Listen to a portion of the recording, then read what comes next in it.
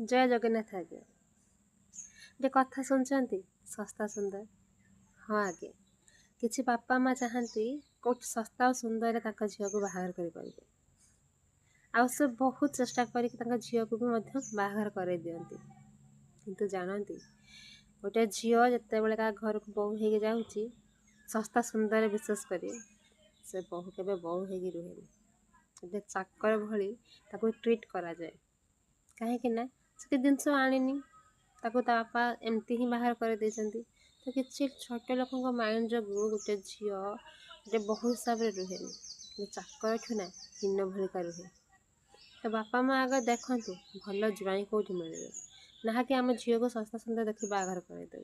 ये सस्ता सुंदर चक्कर रे गोटे झीर हस खुशी ता सारा जीवन बड़ी पड़ जाए आगे